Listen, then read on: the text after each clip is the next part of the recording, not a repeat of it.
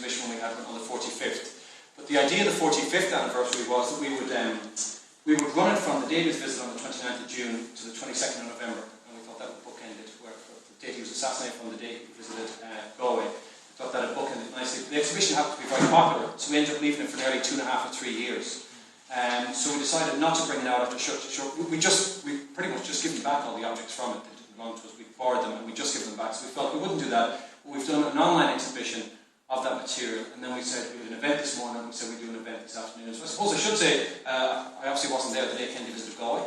I'm not from Galway, I'm from Mayo, and I'm no particular Kennedy expert, but I did curate that exhibition, so I've gathered quite a bit of information and images about just the visit to Galway. So that's what I've kind of pieced together today. So the first half of the event will be the images and some of the stories about it. Maybe for half an hour we'll run through this. And then the second half is 3 pieces of footage. The first is by an artist, a local artist called Derek Bidoff. And Derek was kind enough to give donate the footage to Galway here. And it was he and his brother had filmed the visit in Galway. So it's silent footage, grainy in places, but really nice, authentic footage. The second one is some official footage taken from an American perspective, and the third piece is just a short segment from a documentary called J.F.K. in Ireland, and it just deals with Galway visits. So some of the material might cross over. You might hear the same speech a couple of times, and I've managed to track down Kennedy's speech in Square as well, which I'll play for you as well. So yeah, that's how the format will run. We're saying how long it'll take. I'm hoping it'll be in around the hour. I haven't done it before. Feel free if you want to leave in between before the footage is shown. You can leave at any time I won't feel offended. Okay. And I suppose just a background to the European trip is he came to Europe in June 1963, and the day he arrived in Ireland, before he was here, he was in Germany, and he made that famous speech, I am a Berliner, or as some people say, there's a reference, donut. Joke reference, so I'm a donut in it, Berliner being a type of donut, and they were saying that's what it was. But he came here that evening, so he arrived in Ireland on a Wednesday evening, and he paraded landed at Dublin Airport. They went on motorcade into O'Connell Street, and then from there to Phoenix Park. The following day, and I've just got a list down here because I wouldn't be as fresh with this material. He went to New Ross in Dunganstown, the ancestral home of the Kennedys. One of the interesting things about the ancestral home is something I've heard a few times mentioned, and never read anywhere, is that somebody had said that when they built the Kennedy farmstead in the early 1800s, that they knocked a fairy foot on the land. And I've heard a few times people say that they believe that the tragedy that's following the Kennedy family stems from the fact that they knocked this. Now, I completely dismiss that and say it's nonsense, it's folklore, but I just think it's an interesting point that you don't often have. I've heard it a few times, but never read it. I'd said it to Ryan Tuberty when he came down here when he was doing his research, so he'd never included it in the book. It's sometimes given out as an explanation for what tragedy is still following the family. Visit Dunganstown and Wexford on the Friday. It was a very busy day. Cork in the morning, Arbor Hill in the afternoon. We just spoke about that there, where he visited he laid a wreath honouring those who died in 1916. Then delivered a speech before Leinster House. It was the first time TV crews were allowed inside Leinster House, and it was recorded. A lot of the speeches are great if you ever get a chance to go through them. He made a reference to the fact that Eamon de Valera was American born, and that he was of Irish ancestry, and said if things had been different, it could have been the other way around. Eamon de Valera could have been president of the United States of America, visiting Ireland, and John F. Kennedy, if his people hadn't left, might have been president of Ireland at the time. And then attended Dublin Castle that day, got honorary degrees from Trinity and the University, and then on the Saturday it was Galway's turn. So it's really Galway we're going to look at today. And he would have visited Galway, Limerick, and then left from Shannon. So a flying visit fitted a lot in the 4 days. And I know that one of the things about the visit is when he suggested that he wanted to come to Ireland, his political advisors from the States said, why would you bother? You've already secured the American vote, there's no real political advantage to visit in Ireland. And Kennedy's response was, I'm the President of the United States, and if I say I'm going to Ireland, I'm going to Ireland. So he was adamant. It wasn't his first visit here, this would have been his 4th visit to Ireland, but first as President of the States. So what we've got first is one of the flags that came from it, or one of the banners we've seen in Ireland, completely the mulch in the Irish-American flag, and John F. Kennedy in the middle. We just have an image of 3 of the Kennedy family members here, 3 generations. And I suppose that's one of the things Kennedy makes reference to, is how quickly they climbed in American society. The first people who arrived were Coopers, they worked in bars, and they eventually made it up the political ladder. But even though they had money, the family had money, they were still seen as second-class citizens, particularly in Boston, because they were considered new money. And even his own father was denied from certain fraternities in college because he was seen he was seen as not as welcome because he was Catholic. And the Kennedy family moved from Boston to New York. I've just got a really nice, I really like that. That's part of the campaign, Kennedy's campaign image, and that's him in office. But these are the dates, as I said. He arrived on the 26th and 29th, and this is just one of this was the National Library in Dublin. But once you go from here, you get to Galway, and this is the first thing Kennedy seen from the air as they landed. He landed on a sports ground on College Road. And this is what you would have seen when he landed in, and there were 320. It didn't look like 320, but if you start counting the lines, I can assure you there's 320 in it. Here's from the Convent of Mercy in Galway. There wasn't just green, white, and it's yellow, but green, white, and gold. There was another strip down this side. You could just see two of them at the end. They were the flagpoles. So there was a black or brown column as well down one side to represent the flagpole, and then there were the three rows. Now, I interviewed one of the women who were in. She was actually one of the flagpoles, so she's just had a shot in this. And she said, I won't give you her name, but she said, I was kind of nearest the helicopter and I actually got to shake his hand. And I remember thinking, I'm never going to wash my hand again. But it was just great excitement and it was wonderful to be part of it. So when he landed, this is what he would have seen from the air. He was coming in and it almost shimmered. It was freezing. They said it was shivering in the crowd. It was shimmered as he landed down. And they were very nervous, but after Kennedy got settled and met the mayor of Galway, he went over and approached them and asked them to sing for him. And they sang Galway-50th, okay, and put them at the reeds and shook hands. And there's another image here on here. In this image, you can make out obviously John F. Kennedy in the centre. Just behind him in the top hat is Bishop Brown of Galway. Sean Lemass over on the left, and he's surrounded by the American Legion, some members of the American Legion. And there's a great story about it. And I'm not sure if you look in his hand there, he's got a piece of paper. I'm not sure if this relates to that. There was an Irishman that approached him as part of the American Legion and asked him could he use his influence to get him a better pension. Okay? And gave him a note. So I'm not sure if that's the actual note that's in his hand. So Kennedy, as he often did, if he's approached, he would just pass this off to one of the people alongside him. So he passed it off to a man alongside him and told him to take care of it. And he was kind of laughing at the kind of madness of it, thinking an American president would sort out a pension. But weeks later, apparently, when Kennedy was back in Washington, he asked his advisor was there on the day, did you sort that out? And apparently he did sort it out. It was sorted out. He might have an increase in his pension. So it did work for him. So when he got off, he was introduced. One of the first men, he is in a shot there actually, just next to Sean Lemass to his right. That's Paddy Ryan, Mayor of Galway, I would imagine, because of the chain on I can't see him properly. But it is him. Yeah.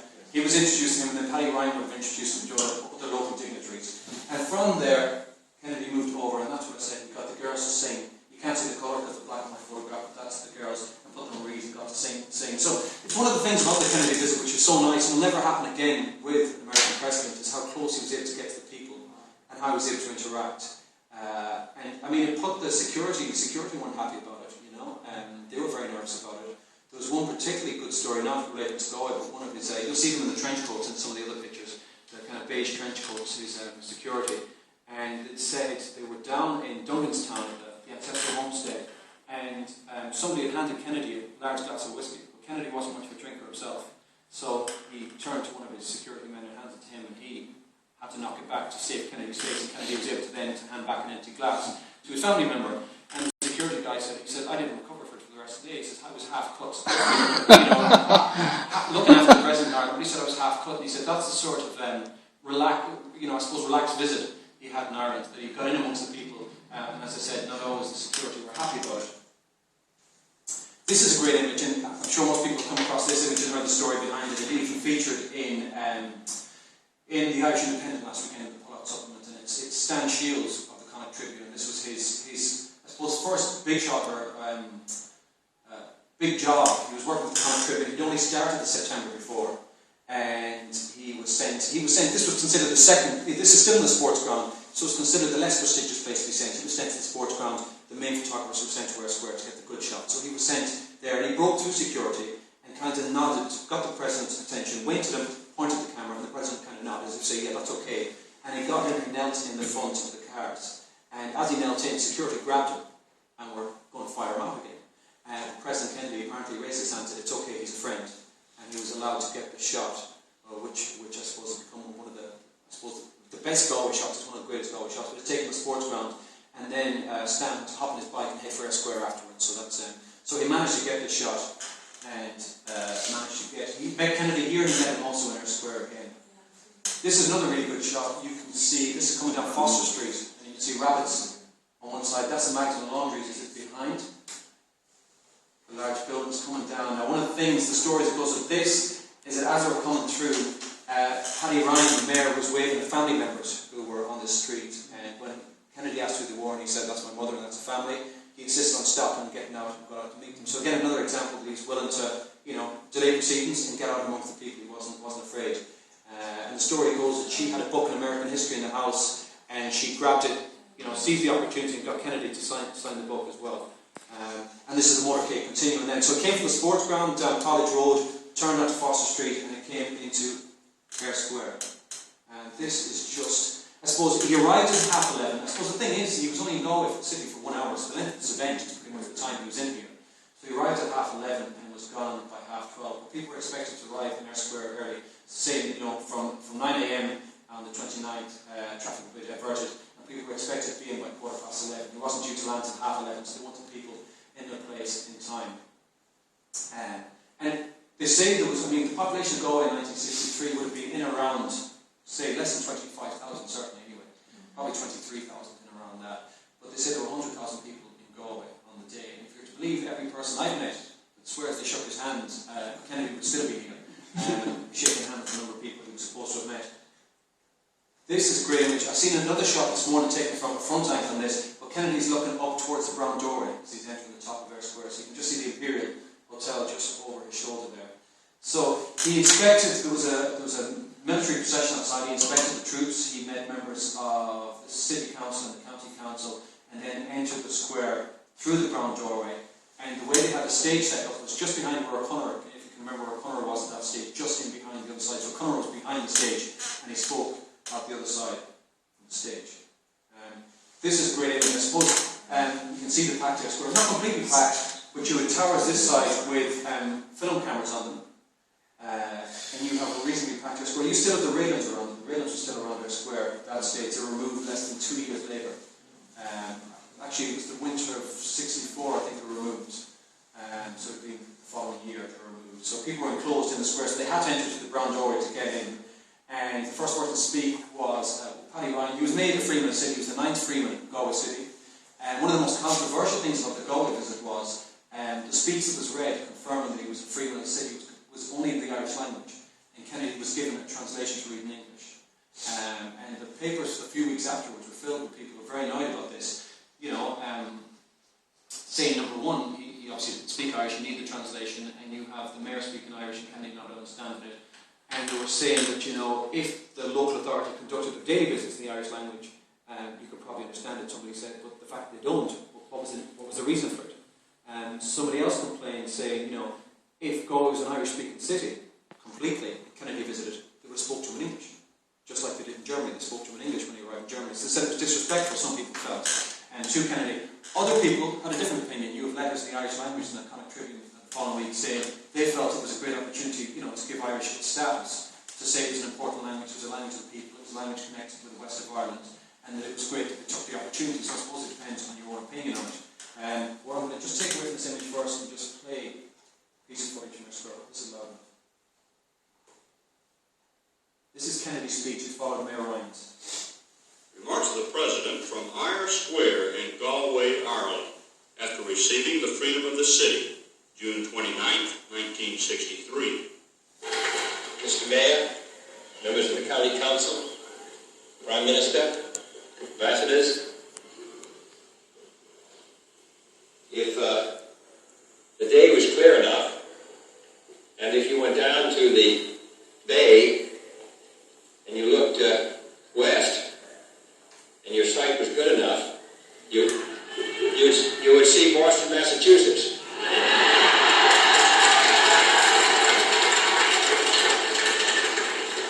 And if you did, you'd see down working on the docks there some Dohertys and Flahertys and Rhymes and cousins of yours who have gone to Boston and made good. I wonder if you could perhaps let me know how many of you here have a relative in America who you would admit to, if you'd hold up your hand.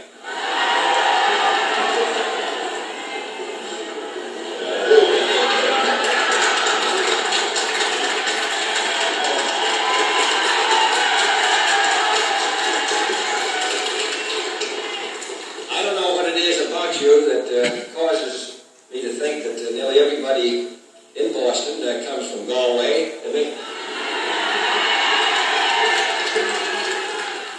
they're not shy about it at all.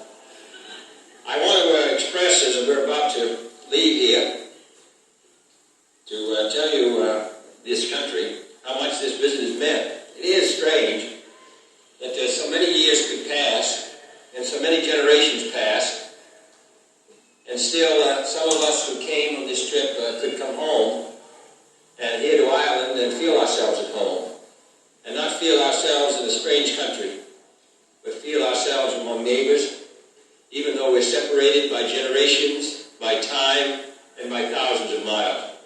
So you have made all of us.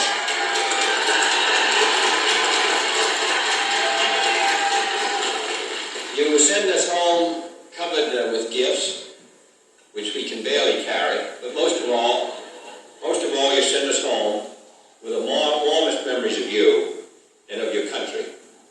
So I must say that though other days may not be so bright as we look towards the future, that the brightest days will continue to be those in which we visited you here in Ireland. If you ever come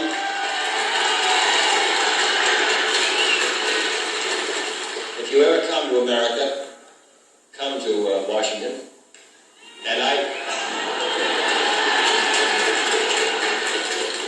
tell them, if they wonder who you are at the gate, that you come from Galway. The word will be out, and when you do, it will be Kate Vida Falche, which means in Gaelic 100,000 welcome. Very short speech, but great speech. Light-hearted speech as well, and very relevant to Galway. One of my favourite speeches of it, I think it's powerful, the fact that it's 50 years and 3 hours ago that was delivered in their square. He mentions the gifts that Galway given him. You can see one of the gifts on the table in front of him. It's kind of like a cylinder on top of a Connemara marble, if you can see it, and that was to hold the scroll in which he was made freeman of Galway, so to say he was a freeman. Again, the scroll was completely in the Irish language. I don't think he was given a translation of that either. He was also given a replica of the Great Mace, so the mace that's generally on display here in the museum isn't on display currently, but he was given a replica of the Great Mace, if you've ever seen it downstairs, which has, it's got the crown of Queen Anne on the top of it. It was made, the original was made in 1712, and has the symbols of Ireland, England, Scotland, and France around the sides of it. But that was the gift he was given to Galway. It's a symbol of the mayor's office, and before, as he entered their square through the brown doorway, the sword and mace were carried before him as the symbols of the office. They were carried before him. They were the gifts he was given here in Galway. I think he was given several other gifts as well, but they were those the official gifts he was given from the city here. So yeah, that was it. That's as much for all the waiting they did and the 100,000 people that came to Galway. That's as much as they got to hear of the president. It was 100,000. I was over there inside there at that time. But certainly not in their square, but and I'm only going by the papers. I'm only going by the newspapers at the time. They say they were lined out between the sports ground, all the roads that go in and out to Salt Hill, and the crowd they converged to Salt Hill, and they were all from the buildings you go out. Personally, I would think it's hard to believe there'll be 100,000 fit into it. I would find I can only go with what they report in the papers. But if you see going down, I'll show you a couple more images now. There were huge crowds on the streets. Yeah, if you see what's next on this. I suppose just after this he sat and there was a musical performance. One of the great things we have here, and we were given, most of these images come from the John F. Kennedy Presidential Library and Museum in Boston. So these are official photographs. That's why they're really, really good. There's a lot of black and white ones as well. These were the official photographs of the trip. And not only that, but just like you'd imagine with any president's visit, that you would have to give a detailed step-by-step account who was going to be performing. We have great detail of every person who sang and danced, who played the harp, and what tunes they were playing. They played Orishin of Ahawaya. If you see the video footage of it, you can see the Kennedy's foot tapping away to the music underneath the table. We have lists of, as he left from Salt Hill, they played Galway Bay, the names of the ships that were out in the bay, the number of trawlers. They needed that sort of detail, as you would imagine with any president's visit to come. There's a document, so that the American embassy, or the American J.F.K. library gave us these detailed documents with a full list of everyone. So we have some great detail about the trip to Galway. But look at the stage. In comparison to elsewhere, it looks so flimsy and so kind of cheap, doesn't it? You couldn't imagine anything like that today. Have an American president sat on something that was thrown together. But you can see with the next images come. That's just afterwards as he leaves, so he gets back in the car. And again, you can see they're having big difficulties. The Guardian security keeping people back from it. So when you're saying the 100,000, Ayr Square looks half empty. I think that's because the TV crews down one end as well, and then people kept back from that. But there's certainly big crowds. I wouldn't think it was 100,000, but I suppose you could certainly imagine there was maybe 50, 60,000. I'm sure the population of the city was doubled on the day. There were 600 Gardaí alone in the city for the visit, and that's leaving the top. So you can see on the railings here, that's the north railings of Ayr Square, the brown doorway just there, Richardson in the corner behind, and as they're moving towards Williamsgate Street. There's another great image coming down. This is on Williamsgate Street. We had this picture up on Facebook this morning. I'm going to try and see the little girl in the blue dress on the far side. Somebody had a message saying, I wonder who that is. You know, she can only be in her early 50s now. I mean, she's no more than 2 or 3 there with me. And I think it's a really good shot. And then it continues down Shop Street. There's another couple of images I didn't get, and if I had time, I've seen them this morning, taking down Shop Street, but you'll see some of the footage. So I went down Shop Street. This is Dominic Street. You had one on Shop Street, wasn't it? I don't have one of it. I was just further down. But you were just further down, were you? Yeah. Do you know there's one, if you go onto the County Council's Facebook page online, I came across one this morning. I actually only came across that one of Kennedy stood facing the crowd about an hour ago, so I just clicked that one off and added it into this. But there is one on it, and there's video footage. If you wait for the film footage afterwards, it comes down Shop Street. Both the private footage and the public footage show some of the footage comes down, so you might just spot yourself. And then a ticker tape, I suppose, display as he came through to Dominic Street here.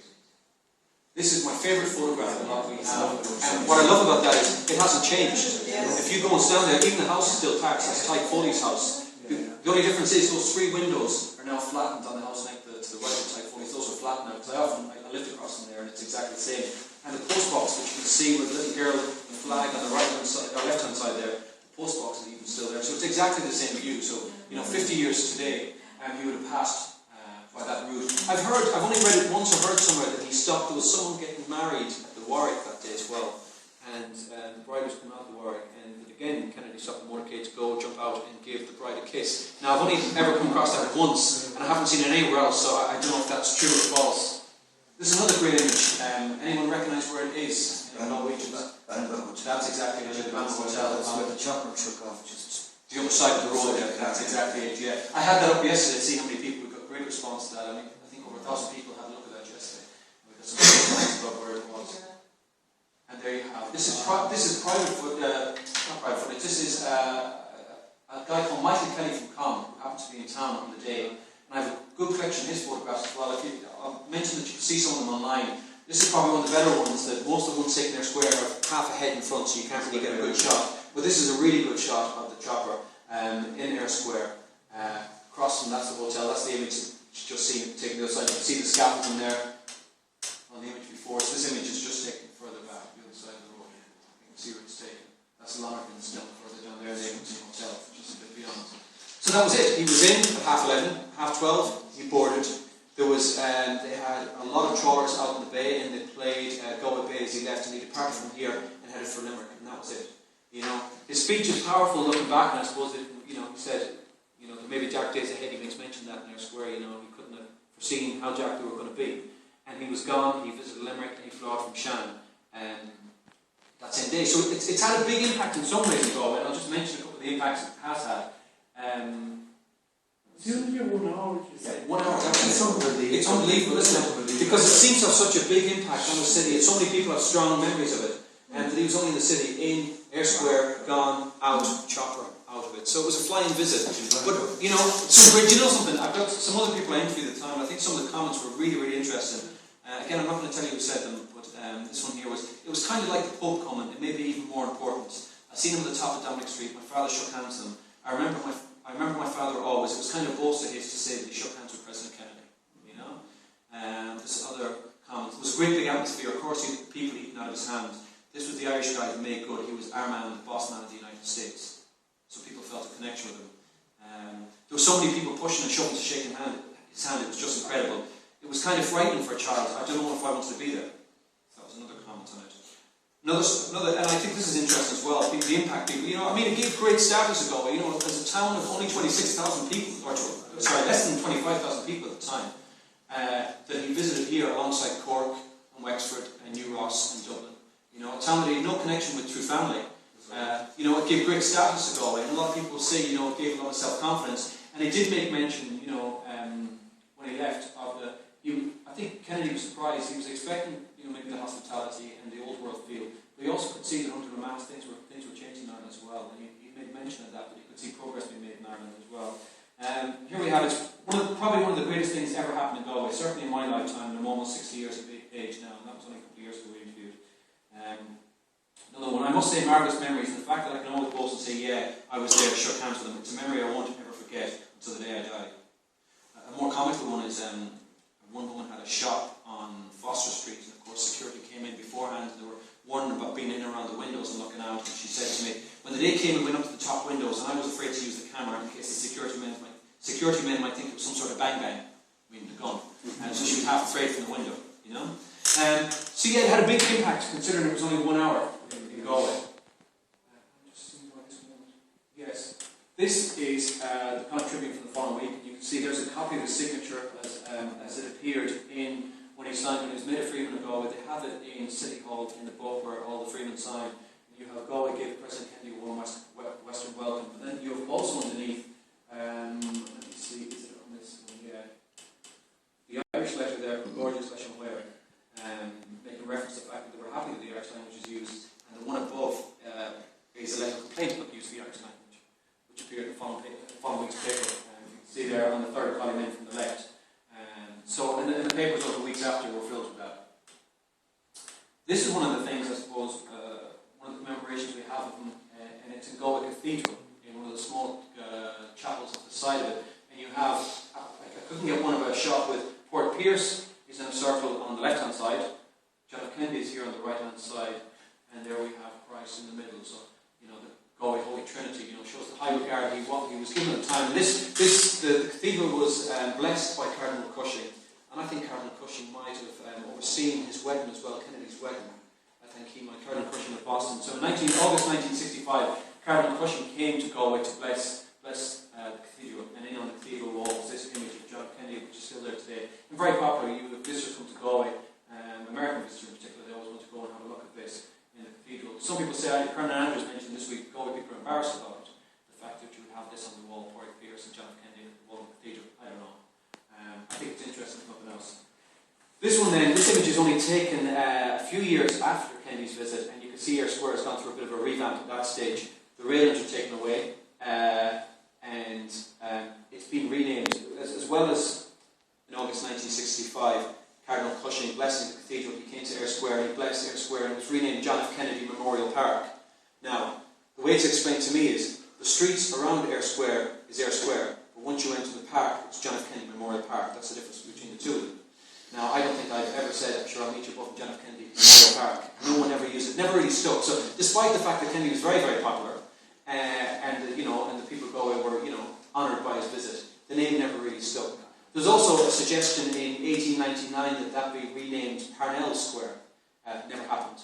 And there was a suggestion in 1920 to be renamed Father Griffin Park as well, and that never took off as well. So it's still named Ayr Square, which is interesting because Ayr was a Cromwellian soldier who came to Galway and acquired land outside the city walls. And Galway is very unusual in that, on a side note, that you can still walk from Queen Street to Victoria Place, to Ayr Square after a Cromwellian soldier, to Williamsgate Street named after William of Orange, to William Street named after William of Orange, onto Eglinton Street, a Lord Lieutenant of Ireland, back onto Ayr Street, named after a Cromwellian soldier, and back into Ayr Square again in a loop around the middle of town, and renamed. It's unusual that after independence, that Galway, like many other Irish towns, didn't name their inner city towns after O'Connell Street or Pearse Street. I think the only inner place I can think in our town is Wolftown Briggs that might have a Republican connection, but no other place.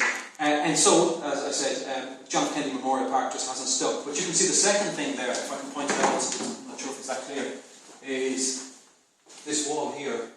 Does anyone remember it? You remember it in Ayr Square. That was a memorial wall to John F. Kennedy, and the centrepiece was a bronze side profile of Kennedy's face, which was done by a guy called Albert O'Toole. It was originally done in, it was a wood carving in walnut, an Irish walnut. It was originally done in, and then they made a bronze cast from it, and it featured in the centre of the wall. I'll get you a better picture of it here next. It is. It has to be moved. The reason why, it was unveiled as well. You can see it there, the piece, the bronze piece, and it said that John F. Kennedy was made a freeman on this spot in 1965, and that was the monument to John F. Kennedy. I think that looks like a scanner stone. It was about 3 metres high by about 2 metres wide. But in 1974, 1975 it collapsed. They had to have a rethink about it, so it didn't last that long. Where is it now? Where's it now? You'll recognise this now. Do you recognise that? It's in the sculpture garden. If you're looking from the north of our square towards Merrick Hotel, it'll be on your left-hand side about halfway down. And that's what it looks like now. This is just a close-up of, you can see Albert O'Toole's name underneath. So they've kept the middle piece, the bronze profile. Really, really good profile as well. I think really, it does look like Kennedy. And that's what it is today. So you can see on it says, John F. Kennedy became a freeman at Galway Borough at this place on 29th of June 1963. Really, really annoys me, because since they've moved it, it was, when they rebuilt it, they put it on that spot, so it made sense. He was made a freeman on that site. And then when they redeveloped Jeff Square in 2002, 2004, they moved it off to the other side of the square, to the sculpture garden. And last week, earlier in the week, when Douglas Kennedy came to Galway and spoke, he spoke there, not in the place where his uncle actually spoke. So they're saying he was made a freeman here. He wasn't made a freeman there. It was the other side of the square where he was made a freeman. But that's where they spoke last week about it. There's another good image of it from the side. So that was, so they had the mosaic on the wall in the cathedral, they renamed the park, they made this wall which has been changed and moved. And this is one of the nice pieces that connects back to the museum. This is part of our exhibition. If you look carefully, you can see Portrait of Connor in the foyer in the reflection on the glass there on the left. And this was made by James Power. And James Power, it's actually nice that the O'Connor reflection is there. The man who did the statue of Portrait of Connor was Albert O'Power, and his son was James Power. And James Power did this piece. He did it after his visit. So it's a bronze bust of John F. Kennedy, which was on display here as part of the exhibition. It was here, but it's now gone. And it's back. That's on the Iron Islands now with a relation of James Power. So that's what the piece is. We might get it back in again. It's a really, really nice piece here in the museum. And I think that's it from our end. Unless anyone's got any questions before I put on the film, or has anyone anything to add? Maybe I'm always conscious that very good, actually. Some nice things. I'm still astonished that it was 1 hour. It's fantastic. There's so much happened in that one short period. You know what I mean? It just shows fantastic. And again, the impact that one person can have on an hour, I think, is amazing. That 50 years later we're having an event in the museum about it, even though he was only in the city for an hour. I don't think anyone who pops into Galway for an hour and has that impact that you'll be speaking about 50 years later. But if you roll forward to November 22nd in Dallas, like he was still going along this open casket, you know what I mean? Yeah. So he paid a price for it. Absolutely.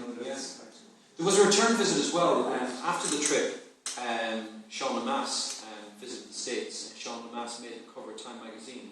And if you ever see the cover, it's an interesting cover. It's got, initially I was kind of offended by it until I kind of read into it. It's got a picture of a leprechaun over Sean Lemass's shoulder, pulling back a curtain. I think the curtain might have either a harp or shamrocks all over it. And I was kind of thinking, this is kind of very offensive stick, leprechaun behind your leader of the island. But what it is in behind he's unveiling some industry behind, and he's kind of showing that behind the scenes in Ireland, behind the kind of image you might have of it, there's progress being made. That under Lemass, there's progress being made. So it was and Lemass, there's a great story that John F. Kennedy was afraid. I think John F. Kennedy was blown away by the reception he got in the streets here. Now, no matter where he went, the streets were lined with people.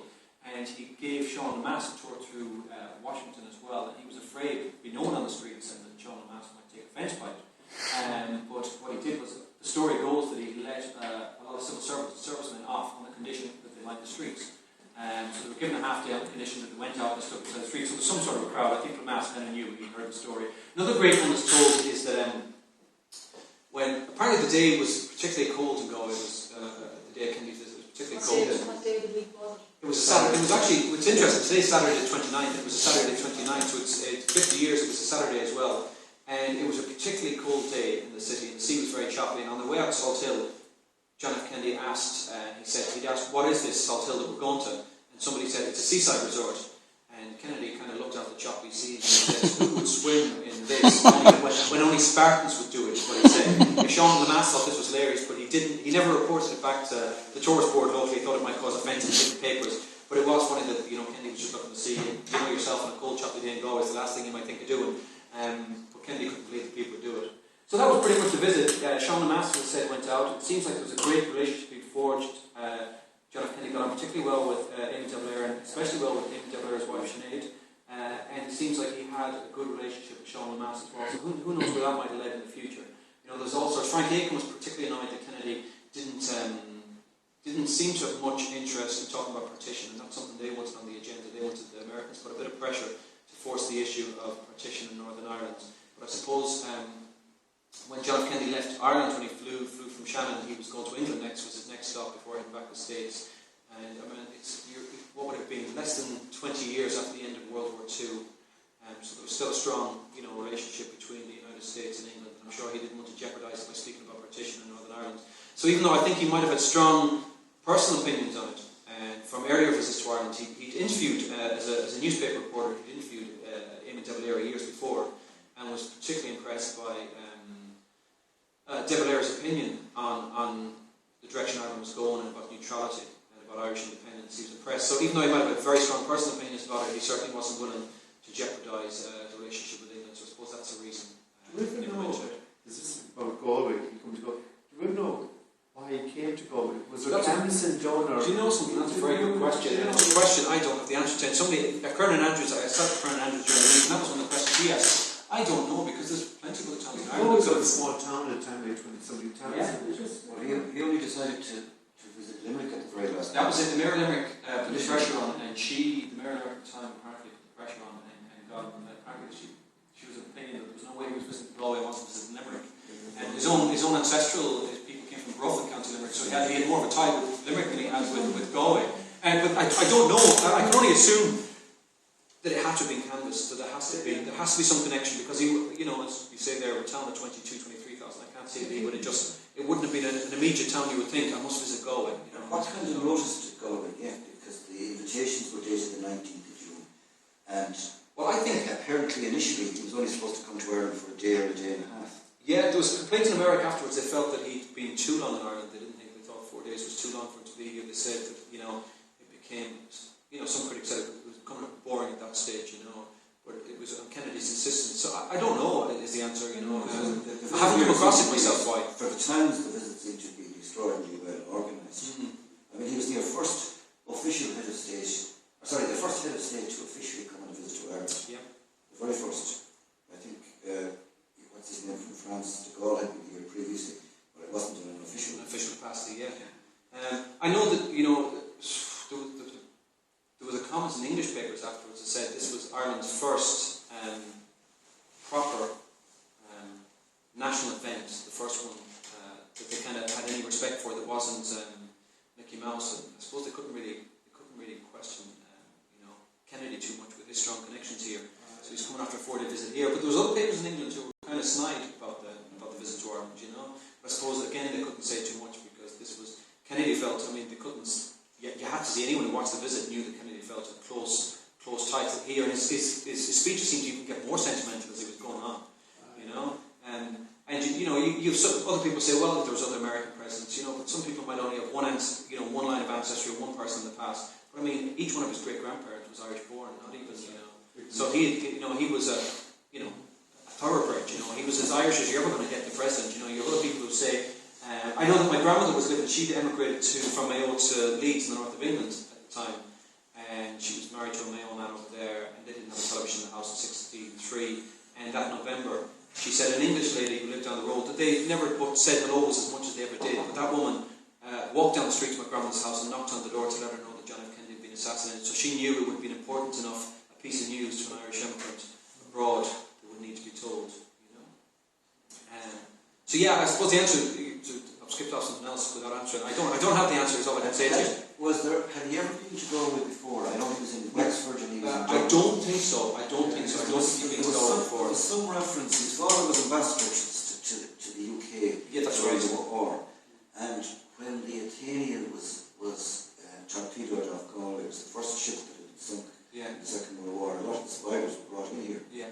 And there was a story that Kennedy sent his son over here to represent him in London. Do you know, I'd have to check that out. I saw a mention of that somewhere. Yeah. I can't remember where. That could be the case. I don't think Kennedy himself was here before. He probably would have mentioned it. I know that, they would attend, that the family did, when they come to Ireland, go down to the ancestral homeland down southeast of the country, but I don't know how much connection they had here with the West. I know that even, he seems to be the first of the Kennedy line to really embrace Irishness, I'm not saying they were embarrassed by the other Kennedys, but they certainly felt it was a weight around their neck, you know. Even his father was Joseph Patrick, isn't it? Sure, yeah, they gave Patrick his second name on the first, I think, and the mother was particularly keen on that, even though she was of Irish descent. They were kind of get that move away. They were making moves upwards in society in America, and they felt even the name might be a drawback, you know. So he was Joseph Patrick, you know. And you know, Kennedy was the first one who seemed to seriously embrace it. And I think, you know, from what I've read, he seems to be very influenced by him and De Valera from meeting him earlier. So it wasn't his first time even meeting De Valera, so he had met him before, you know. So I don't know that either. What I do know is something that's interesting, but you know, it's a nonsense as well. But it's interesting that Lee Harvey Oswald was in Galway 1 year before, and the papers said 2 years, but I think I've got the ship record upstairs. And he came before. Lee Harvey Oswald had communist leanings, and he decided to make a go of life in Russia. And he'd gone out to Russia, and he'd not enjoyed his time as much as he felt he would. And he was on his way back to America, and he was on a ship from Rotterdam to New York, and it docked in Galway Bay, so 12 months before. And it was only released there about 5 years ago in papers. 5-6 years ago, there were 3 death threats against. I'm not saying there's any connection with Lee Harvey Oswald, but there was 3 death threats against Kennedy while he was in Ireland. You know, and just think of the horror if it had been here it had happened. You know, as much as his visit did positive the country, if it had happened here, and you can see it was probably the easiest place in the world for it to happen here. You look at some of the images, Salt Hill, I haven't got them here, but some of the other ones, the buildings are just lined every building top. And they said, I mean, that was one of the things that said at the time, sniper was the greatest fear the serviceman had, was a sniper. It was interesting to see that things were even, maybe even more secure for the visit of Douglas Kennedy during the week. I was talking to one of the lads at the cafe during the week, and he said there was a big Gardaí presence. I was in Monday as well, there was a lot of, I don't know if anyone else noticed, there was a lot of Gardaí around the town on the streets of Galway. And Douglas Kennedy and the family visited the museum to look at some of this footage I'm about to show you. And they went into the cafe afterwards, and one of the lads said to the guard, have you not got better things to be doing? And he said, and the guard's attitude was, God, I can't believe I'm doing this around here. So what chance, you know, what's going to happen in Galway? You know, that was his opinion on it. With the helicopters that were flying over, I know it said in the paper, that was just the army doing the regular surveillance. In Galway, was it? Was the real answer to it? Was it really the Kennedy thing? Yeah. Watching from there. Well, certainly. Oh, I didn't notice helicopters myself. I didn't notice them. Yeah, there's 2 helicopters flying fairly low. Well, I know I came down from the library down on Monday. I was walking down this direction. I couldn't believe the number of guards on the streets, and I didn't actually know at that stage that Douglas The paper was said Galway. it's actually 4 times a year they do this anyway. Yeah, it just happened to coincide. Maybe they were doing surveillance. Maybe that's it. It did look as if it was a big security operation, nearly as big as John F. Kennedy himself visiting. But as I said, what I've got to show you now is 3 bits of footage. There is some crossover in it. Was there any evidence you mentioned that Oswald's connection with the master? That's an membership, yeah. Was there any evidence that he actually came into Galway? No, I don't think so. No, I think it just docked. I think it just docked in Galway Bay overnight. I don't think there was any. Well, I've never heard any mention. It was actually one of the tour guides that does tours around the city here who mentioned to me, and you know, I was a bit of a doubt Thomas until he showed me the actual ship record. I didn't believe it, but he brought in a copy of the ship records with his name on it. But there's no evidence that he came ashore. No, nothing. A tender used to go out to. That's right. Yeah.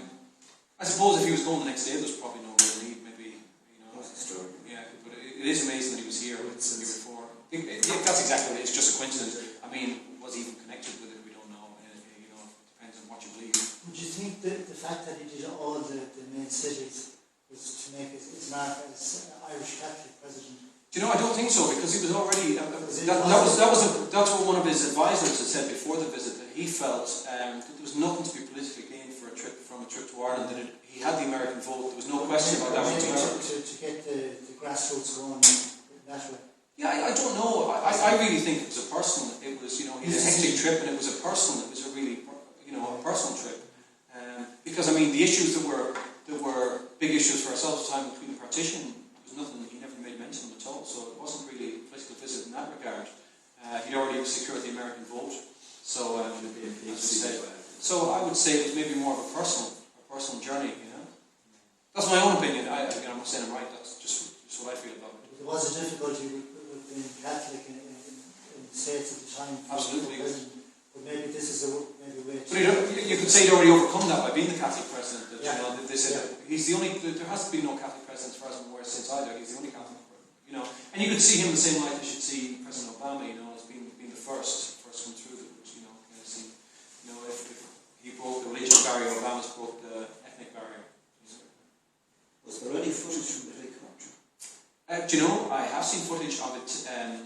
back over and there actually might be some on this that I'll show you now in a second. There might be some, I'm sure I've seen footage of it going over Galway Bay and you can see the bolts on it, so there might be some right at the end of this. As I said, this is 3 bits of footage. I'll just have to change it over now and have to see if I press play. You have to bear with it. Something, the first bit is silent, so it just seems very, very long.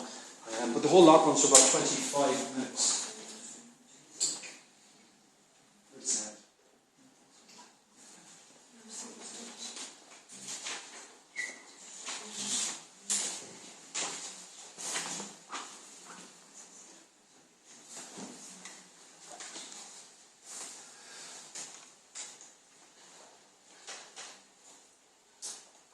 It's not often technology just works straight away. I'm surprised at that. The first, I think, is Derek Biddulph's, where it begins with a man reading the newspaper. Yeah. And this footage is available to view online. I upload onto YouTube during the week, so you can see it afterwards as well. Yeah.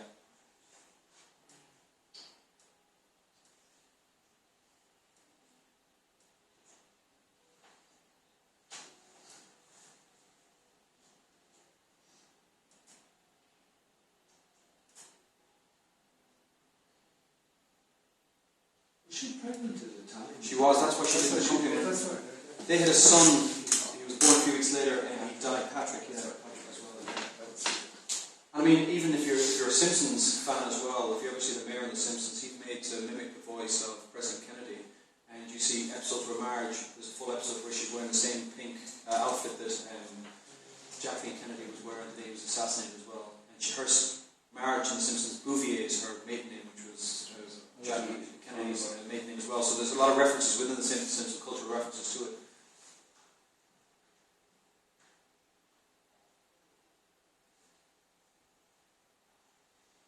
Obviously this is footage he's taken from the television or elsewhere, or photographs, and then it goes on to the Galway footage.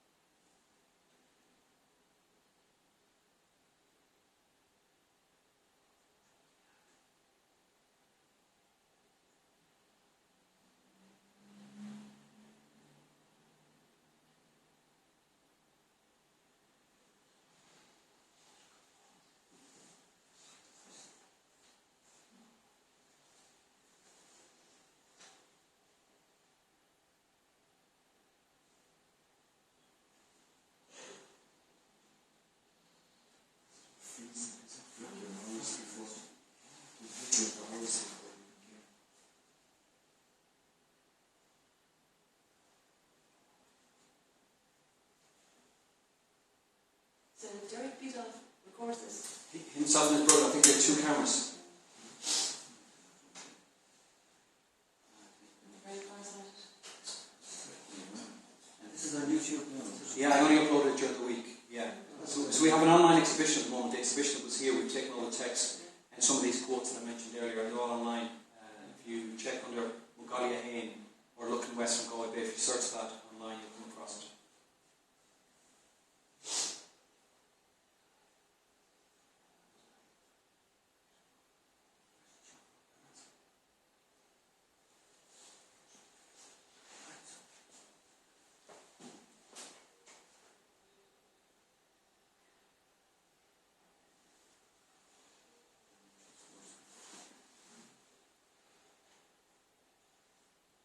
So it was a winter's day. It was Yeah, it was typically cold, isn't it? It's the 29th of June. Yeah. It is. No wonder he thought Spartans would only go to the water and stuff like that.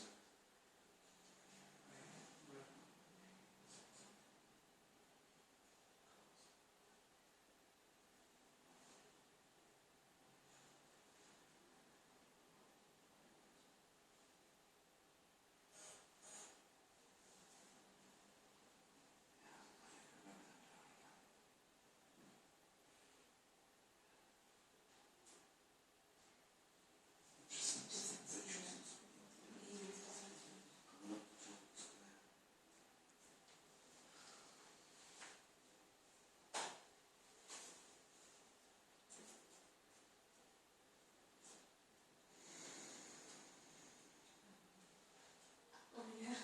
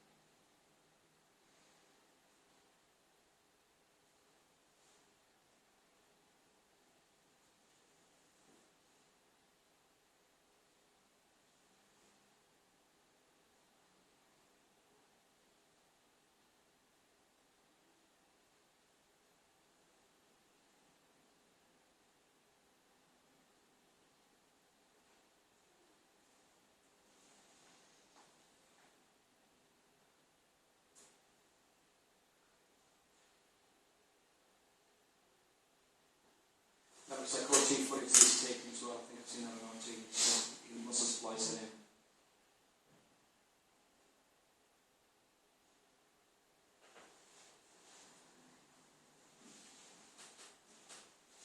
Most people wouldn't have televisions that time either. You know, so it's just. Well, he had video cameras as well, so he had two cameras at the least as well, so he must have. No, but I would say the people normally they could see it on television afterwards, like whole Ireland. But like you went to newspapers, there's Yeah. only 1963. Yeah, it was early days for television. Yeah.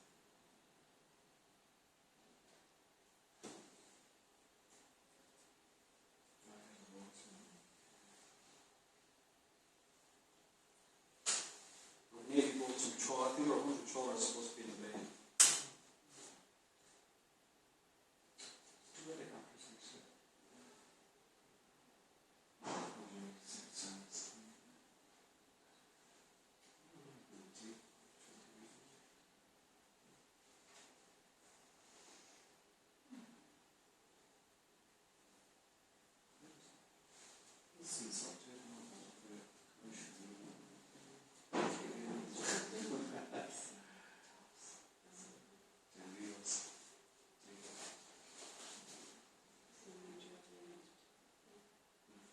you during the next term.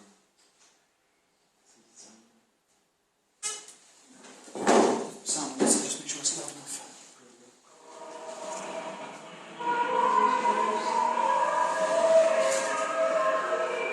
There's a flagpole on the left.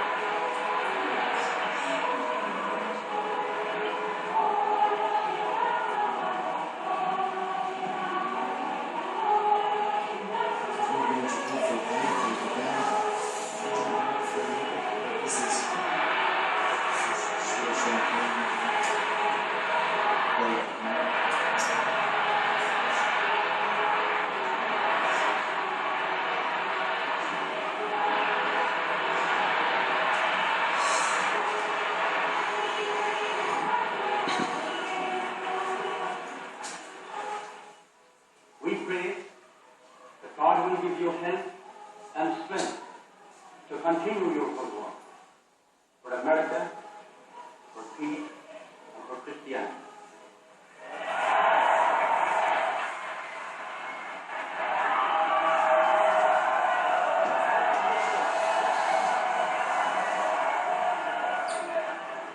Continue specialist for your work in the Galway, at Tonoru in North Anforia in Yaya, and Tidu Lord in the Balsana, Chapter 3, Kururuna Vine Dingo, from Rumpy Rodham Honoro, Yorona, Kahar Nagayava, Oath Ron the Stock Nantia, John Fitzgerald Kennedy.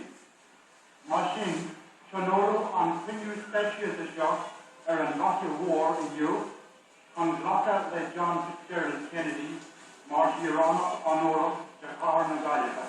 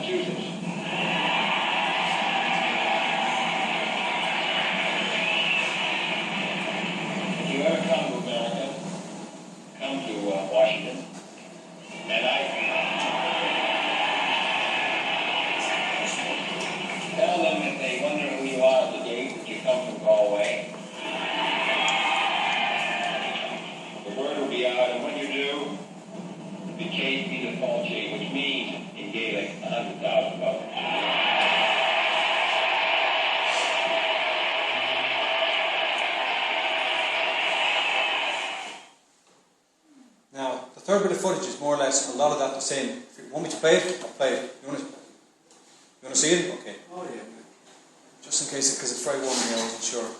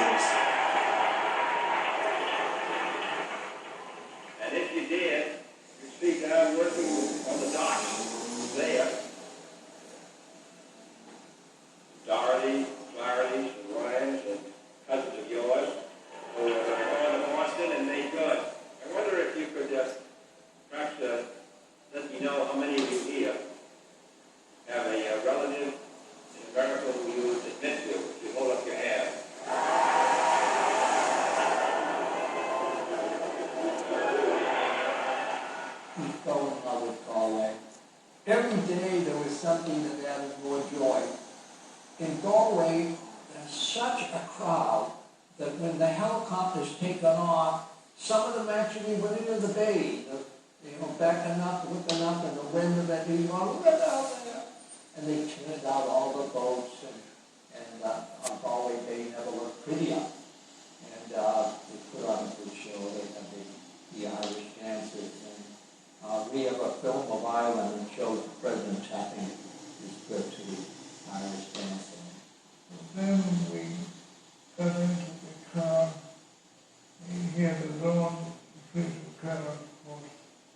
And on the way to the square, we passed my house, and I asked the president to wave to my mother who was standing at the gate, and he asked the chauffeur once to stop the car.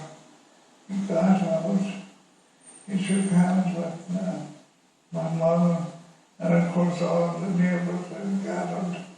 He shook hands with everyone, and actually my nephew had foreseen that this might happen,